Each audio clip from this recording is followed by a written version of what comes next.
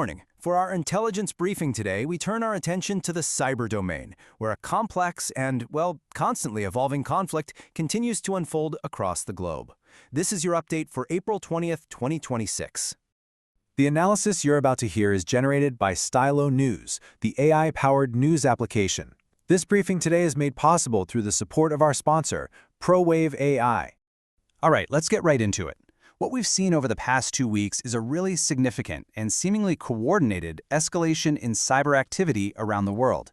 We're observing state-aligned groups operating with more frequency and, frankly, more sophistication. It's creating a very fluid threat environment that really demands a closer look. So here's our agenda for today's briefing. We'll start with the big picture of this shifting cyber battlefield. Then we'll zero in on the primary threat coming from Russia, an escalating threat from Iran, and those persistent campaigns from China and North Korea. We'll also touch on the game-changing role of offensive AI. And finally, we'll talk about what it takes for you to stay informed. So let's begin with that high-level view. To really understand what's happening, we first need to identify the key players on the board and the patterns we're seeing in their recent activities. Intelligence from the last 14 days points very clearly to 4 principal state-aligned actors who are really dominating the cyber domain right now: Russia, Iran, China, and North Korea. And as we're about to see, each one of them is operating with very distinct objectives and methods. We turn now to our primary threat assessment. Within this current intelligence window, Russia has, without a doubt, been the most visible and active state actor. They're conducting direct cyber operations, particularly against European nations and their allies.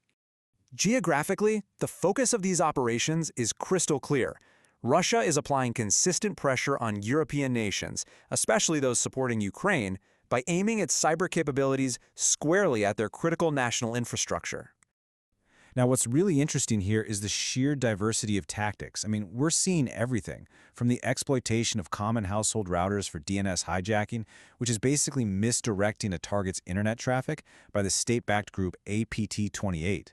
At the very same time, you've got the hacktivist group No Name 057 launching widespread denial-of-service attacks to knock government and energy websites offline.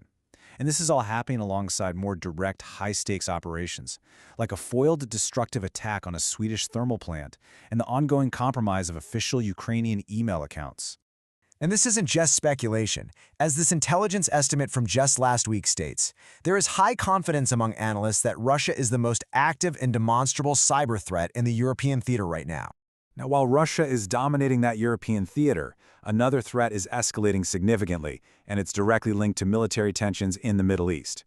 So, let's shift our focus to Iran. Unlike Russia's current focus, Iranian-linked activity shows a very clear orientation towards United States interests. This includes things like scanning and other preparatory actions. They're essentially rattling the digital doorknobs of vulnerable industrial control systems that form the very backbone of American critical infrastructure. And the range of Iran's operations is broad. It includes those disruptive DDoS attacks and espionage against U.S. organizations, but also some very high-profile information operations like the Hendalala hack team leaking Israeli military intelligence. They've also engaged in highly personalized targeting, even going so far as to target the personal email of the FBI director. Okay, let's address the persistent long-term threats. Because while Russia and Iran had been the most active in these recent disruptive operations, China and North Korea are running more of a marathon. These long-running campaigns focused on data theft and raising cash to fund state objectives. So, the crucial point here is the difference in their endgame. As this illustrates, China's primary goal remains data espionage on just a massive scale. We saw that with the recent staggering 10-petabyte data theft from its own national supercomputing center. North Korea, on the other hand, well, it uses its cyber capabilities as a kind of national piggy bank, recently embedding malicious code into open-source software to steal cryptocurrency for its weapons programs. We now arrive at a development that represents a fundamental paradigm shift. We're talking about the operational emergence of artificial intelligence, not as a defensive tool, but as an autonomous, offensive weapon. And this poses a critical question for the entire global security apparatus.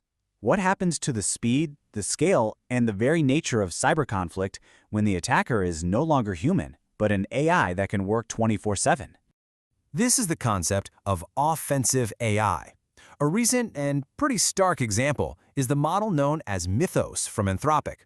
This AI showed the ability to autonomously discover and then exploit software vulnerabilities, all while operating at a speed and scale that is simply beyond any human team. And the emergence of this capability has absolutely set off alarm bells.